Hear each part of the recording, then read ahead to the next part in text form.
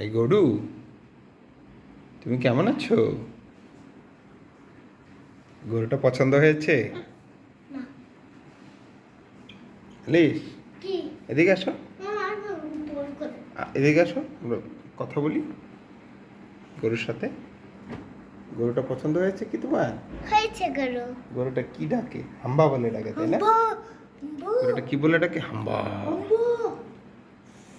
বাবা, আম্মা, এই যে কি বলে গরু ডাকে? কালকে দিত। হাম্বা।